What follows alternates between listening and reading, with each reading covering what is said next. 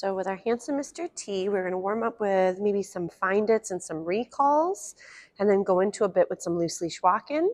So again, I'm going to send him away to get distracted. Ready? Teddy, come. Nice job. Yes, good boy.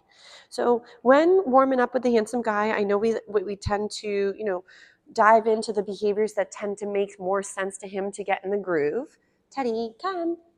So that way, again, if we try to stay a little bit more consistent, I feel it can be really helpful for the puppies to then generate these skills into different venues or different environments, and then eventually with different levels of distraction and difficulty.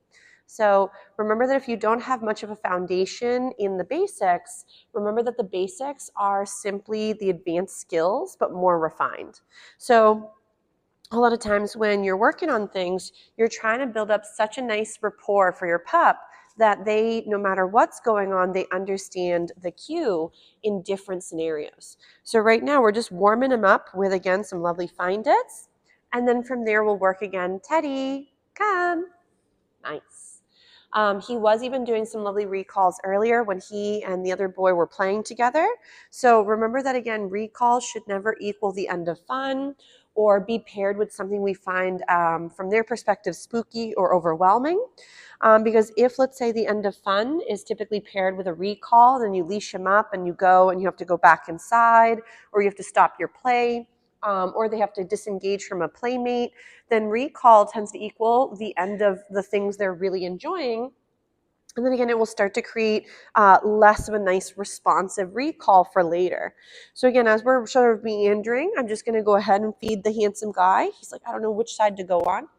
And I'm just feeding him for any time he reorients again back towards my leg.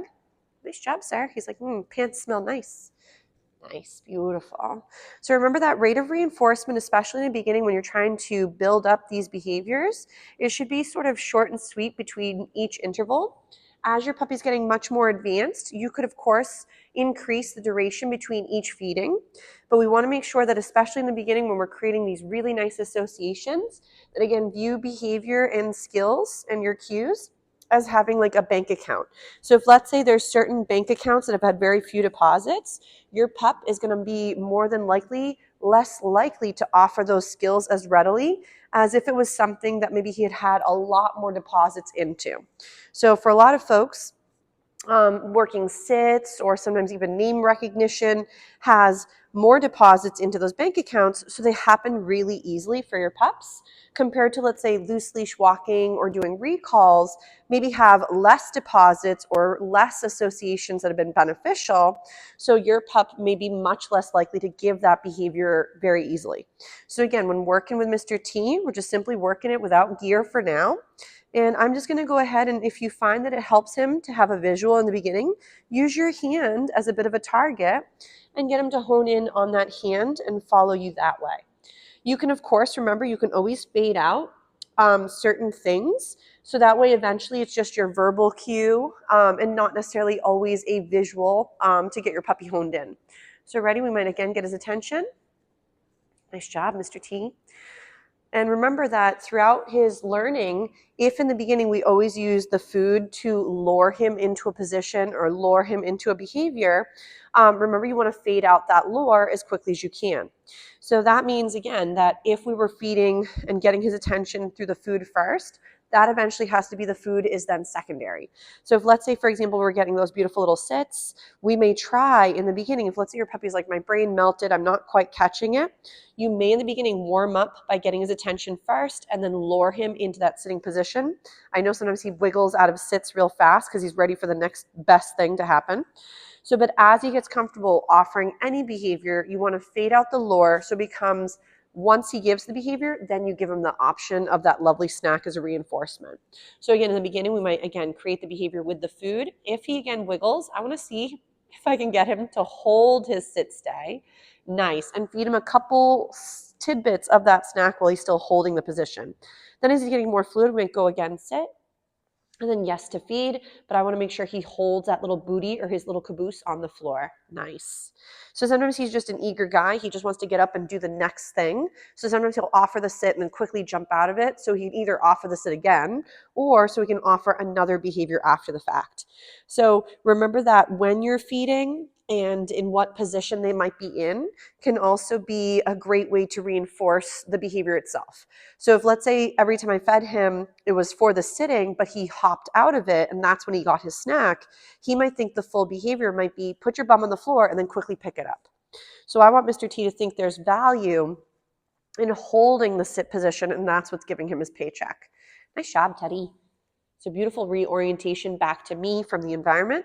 So we're going to do a little bit more with our loose leash walk-in. Ready? Good job. So sometimes too, as your puppies get a little bit more advanced with their loose leash walking, I sometimes like to try to increase the rate of sort of how fast I'm going. Ready?